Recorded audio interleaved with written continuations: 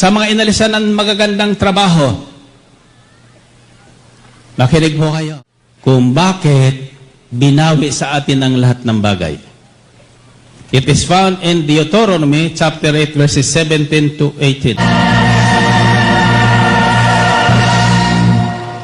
Purihin ang Panginoon. Okay, makakaupo tayo sandali at tayo ay makinig ng magandang balitang ito.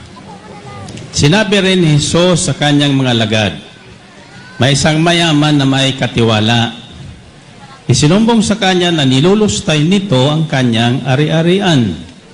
Kaya't ipinatawag niya ito at tinanong, ano ba itong naririnig ko tungkol sa iyo?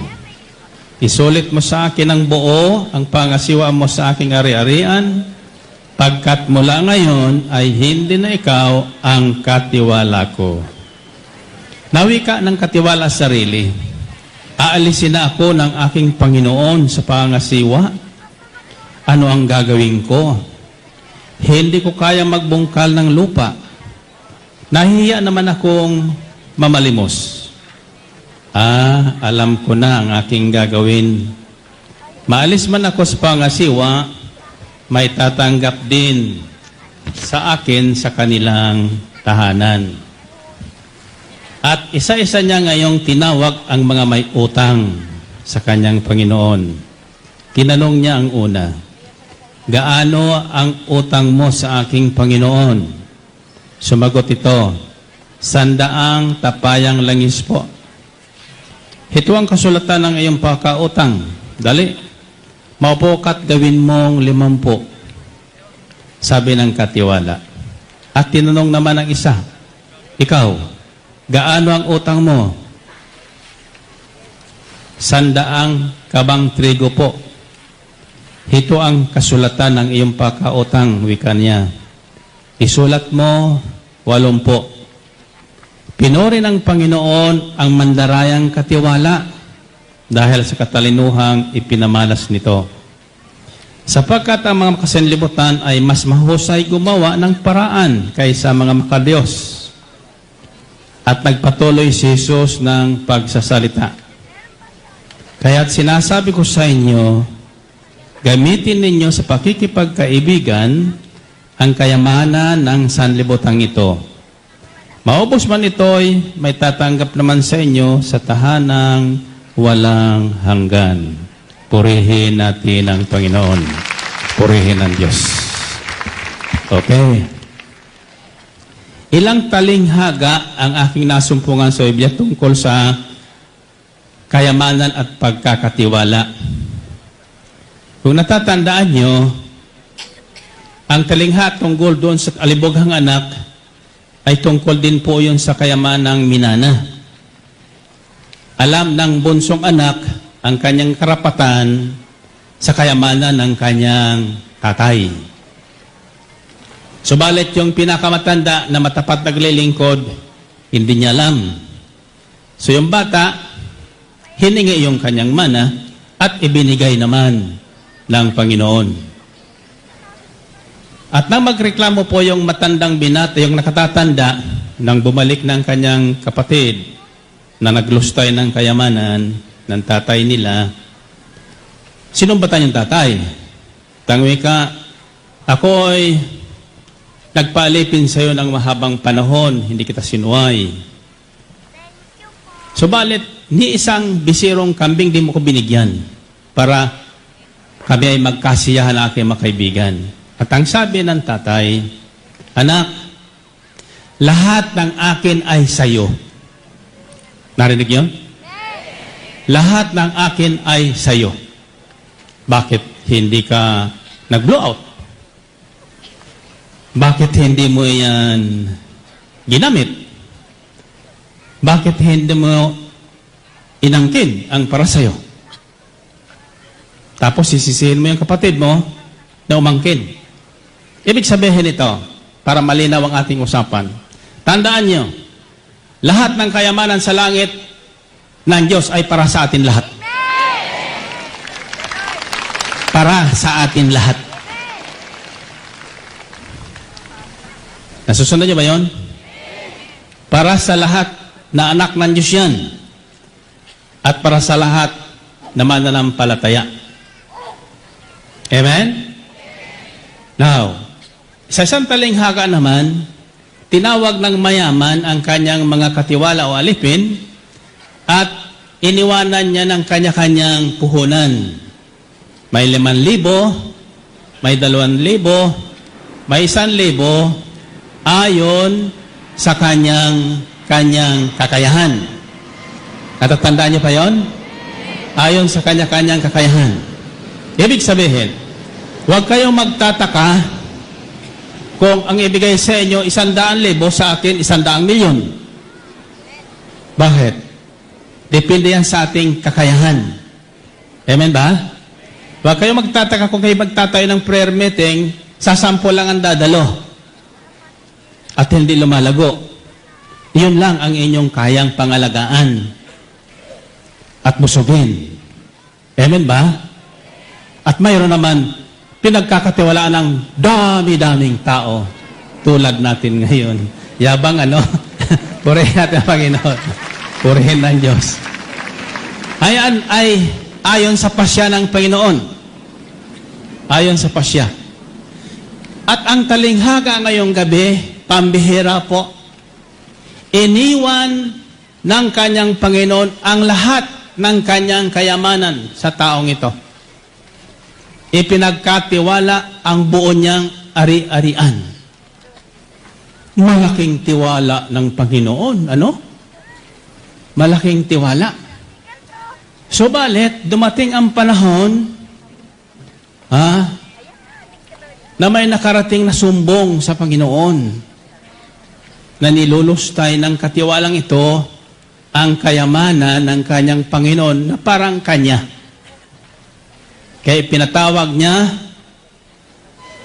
ng Panginoon ang kanyang katiwala at wika niya, ano ba itong naririnig ko tungkol sa iyo? Umalis lang ako puntang Hong Kong kung ano-anong ginawa mo na. Amen ba? Hallelujah. Wala, sabi niya, magkwintahan tayo. Isauli mo na sa akin ang lahat ng iyon. Walang iiwan ni isa.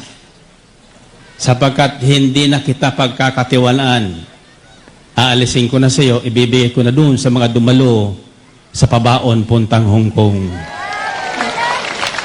Puruhin natin ang Panginoon. Puruhin ang Diyos. Hallelujah.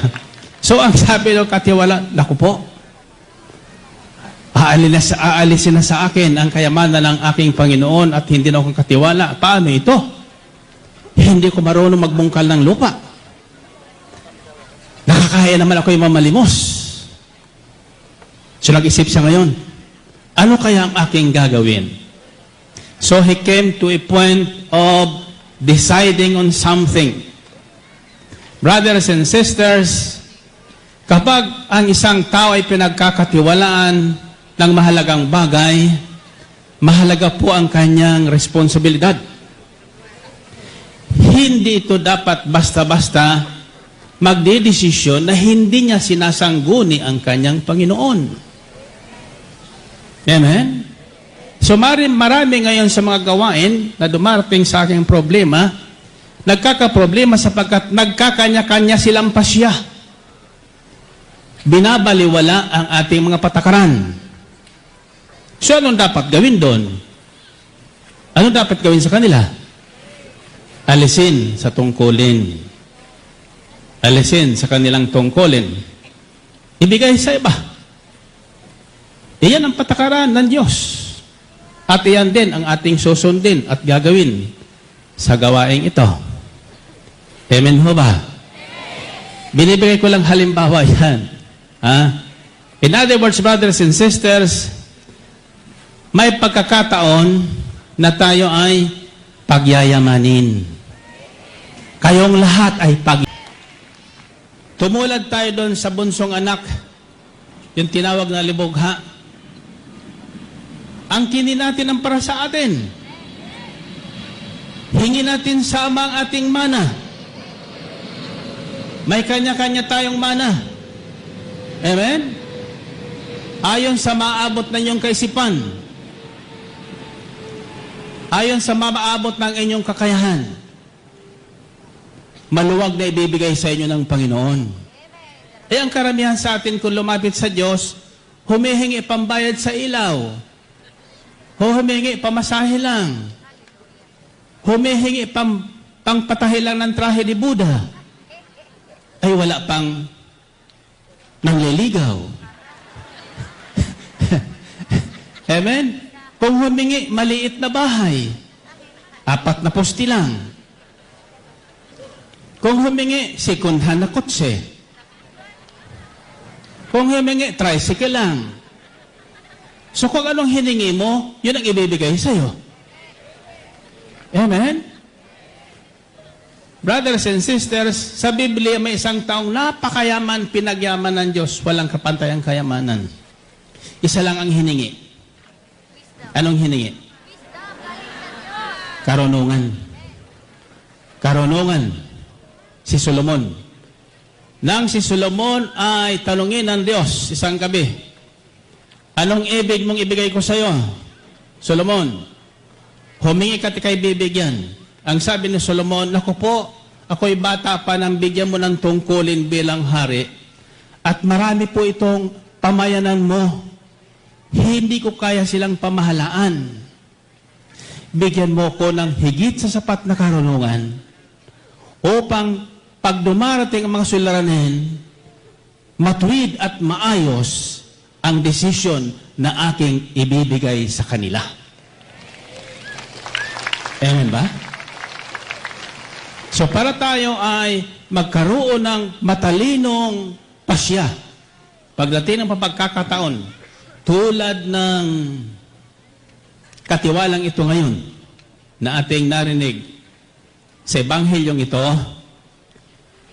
kailangan una sa lahat, higit sa lahat, hingin natin ang karunungan na galing sa Diyos. Iba yung karunungan galing sa paaralan. Kailangan din yun.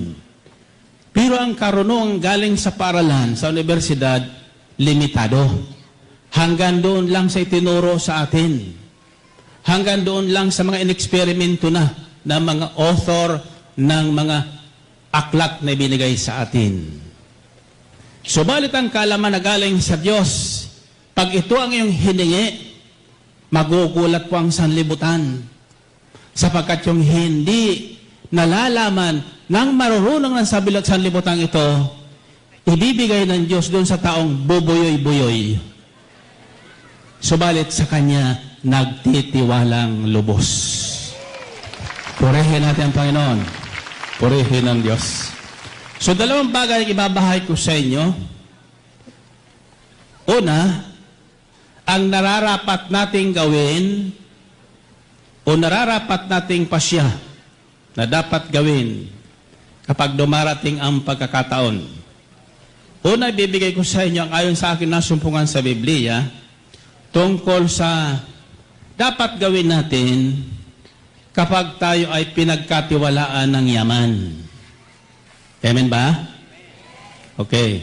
Una, sabi sa aklat ng Deuteronomio, kapag kayo ay yumaman na, marami ng ari-arian, marami ng pera sa bangko, lahat nasa inyo na, huwag niyong kalilimutan si Yahweh. Huwag niyong kalilimutan si Yahweh. Huwag niyong sasabihin sa inyong sarili na ang yaman ito ay dahil sa aking karunungan, dahil sa aking kakayahan. Sapagkat ang nagbibigay sa atin ng kakayahan ay ang Diyos. Sabi sa Deuteronomio 18, kapag si Yahweh ating kinalimutan at tayo ay bumaling sa mga Diyos-Diyosan, sapagkat ang kayamanan po ay nagiging Diyos-Diyosan po yan. Kung sino ang ating pinagkakatiwala ng buhay, kung saan tayo nakatuon, no, yun ang ating nagiging Diyos-Diyosan. Kung ano ang ating inaasahan. So sandaling ipinagpalit natin ang Diyos sa yaman na dumating sa atin, ayan, babawiin ng Diyos sa atin. Kukunin lahat sa atin. Kukunin lahat sa atin. So, yan ang unang dapat natin tandaan. Pagkakatiwalaan tayo. So, bali sa sandaling nag-i-enjoy na tayo niyan, huwag yung kakalimutan ang Diyos. Wala tayong dapat ipagyabang sa Diyos. Isang iglap lang pwedeng bawiin lahat. At iyan ang nangyayari sa limutan ngayon. Lang tanong ako ni Bishop baka ni pagkatapos may sa brother may anong mensahe ngayong gabi. Kako Bishop, ito po ay tungkol po sa problema sa pananalapi ng sanlibutan ngayon at ng lahat ng tao. Anong dapat gawin kapag tayo ay pinagyaman at anong dapat gawin kapag tayo naman ay binawian ng yaman? Tatandaan nyo, life is a cycle. Today you are happy, tomorrow you are not. Today you are healthy, tomorrow you may not be. You just don't know. In fact, for that matter, I was not feeling very well last night. In this afternoon, kumukulo ang aking sikmura. I have so much gas pain. Hindi ako makakain ng mainam. Pag nakain ako, hindi ko makahinga. Hinahanap ko yung aking dating gamot. May nakita ko ba? Busted na. Pasina. O expired na. Busted saka expired, parehas yan. Kaya ba? So ngayon, nag-isip ako. Kailangan magdesisyon ako. Kung anong gagawin. Bababa ko mula sa Tagaytay, punta sa hospital. O tatawag na lang ako dito sa aking anak, dala ko ng gamot doon. Isip. Isip. Patapos ako'y nagdasal. Na ako'y, hindi ko sinasabi, kasi pag may sakit, sinasabi sa akin may bahay. Ayaw ko siya'y maalarma. At saka pag sinabi ko, hindi naniniwala sa akin eh. Na ako'y nagkakasakit eh. Sapat din nakikita sa akin mukha na ako'y may sakit. Hindi ko siya kanya sinasabi. Pero tahimik ako. Nakakapunalayan pa ako'y tahimik. So ikot ako ng ikot. Nakita ko po yung isang galon doon ng Aguabilin na ultra-pie droplets. Pinagmasdan ko. Sabi ko may narinig ko sa mga tao. Gumagaling daw sila. Sabi ng Panginoon, sila'y naniniwala, ikaw hindi. Binuksan ko. Uminom ako. Mamaya-maya, balik naman ako. Hanggang sa kalahati ang naubos ko dun sa galon. Napuno naman yung tiyan ko. Pagdating ng gabi, nung maghapon na kami, wala na yung sakit ng tiyan ko. Kay Sister Belen, sabi niya, ikaw kasi sinabi ko na sa'yo panlaban sa kabag yan Ikaw lang niya walang tiwala sa akin. Sabi ko sa kanya, ibabahagi ko yan para maluwalhati ang Diyos sapagkat ang Panginoon nagturo sa akin ng tamang desisyon ngayong gabi na aking gagawin. Amen? Subalit sabi ko, taasan man presyo. Bakit? Mag-iikapo ka ng doble dyan. Plus yung komisyon ko. Purihin natin ang Panginoon. Purihin ng Diyos. And so, brothers and sisters, when things happens to us na hindi natin inaasahan, be it your health, your wealth, there are 7 things that we have to consider. 7 factors that make the difference in making a wise decision. Paggawa ng matalino at angkop o tugmang pasya. Tulad ng mandarayang katiwalang ito. Pinuri pa ng kanyang Panginoon. pagkatapos na ipamigay yung kayamanan ng kanyang Panginoon. Di ba? Ang sabi niya, itong aking gagawin bago kong tanggal. Magkakawang gawa ko. Tinawag yung may mga utang. Sabi niya sa isang may utang, magkano utang mo? 100 tapayan langis po. O sabi niya, dali, palitan mo ang kasulatan. Gawin mong 50. Kalahati, ano? 50% discount. Yung isa naman, sabi niya, gawin mong 80. So 20% na discount. Akala ng katiwalang ito, hindi siya nakikita ng kanyang Panginoon. O hindi nalalaman ang ginagawa niya. Tatandaan niyo ito, kahit magtago ka sa madilim, kitang-kita ka ng Diyos. Amen? Kahit akala mo walang nakaririnig, maririnig ka ng Panginoon. Kung anong binubulong mo ngayon dyan sa katabi mo, sa halip na makinig sa akin, naririnig ka ng Panginoon. Amen? Sabi ng Panginoon, punain mo yun. Iniistorbo ang katabi. Kung anong iniisip nyo pa lang, iniisip nyo pa lang. Alam na ng Panginoon. Amen? At alam na rin ng Panginoon kung sinong kanyang pagkakatiwalaan ng malaking puhunan ngayong gabi. At alam din ng Panginoon kung sino ang babawian niya ng kayamanan ngayong gabi. Hallelujah. Kaya ang tanong ko, kapag kayo ay pinagkatiwalaan ng malaking yaman, anong gagawin nyo? Kapag kayo naman ay binawian, anong gagawin nyo? Okay. So bago kayo sasagot, wika ko na kanina, mag-isip kayo. Ito ang ginawa nung mandarayang katiwala, nung ipinatawag na ng kanyang Panginoon. Nag-isip siya. Sabi niya, aalisin ako sa aking tungkulin. Mawawalan ako ng trabaho. Ano ngayon ang gagawin ko? So tinanong ang kanyang sarili. Mabuti na kapag-isip ng maganda. Kaya sabi ng Panginoon sa mga nakaririnig sa Kanya, gawin nyo ito kung kayo ay yumaman. Huwag nyong itinatago ang inyong yaman. Huwag nyong iniimbak yan. Huwag nyo namang lulustayin yan. Sapagkat hindi para sa inyo yan.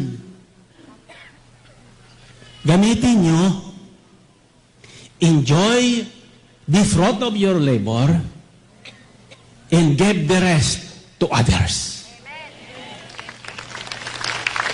Mamigay kayo.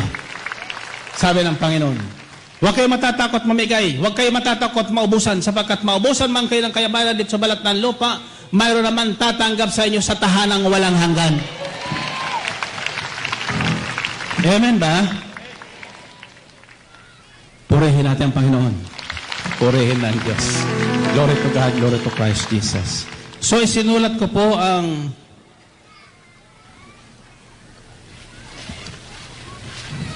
pitong bagay na dapat nating tandaan. 7 factors that should affect or influence believers' decisions. We just don't decide by ourselves.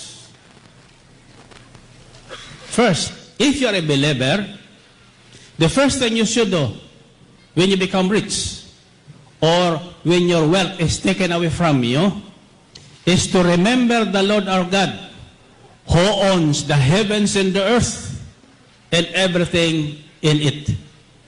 He alone knows the future. He alone knows what happened, why we are going through this financial crisis in the world. Ang Diyos lamang nakakaalam. He alone knows your situation. Your husband, your wife may not know it. Your friends, your bankers may not know it. But God knows. God knows. And so since God knows everything, the first thing we should do is to remember Him. Siya ang ating unang isipin at alalahanin. Kapag may suliranin na dumarating, tumingala tayo sa Diyos.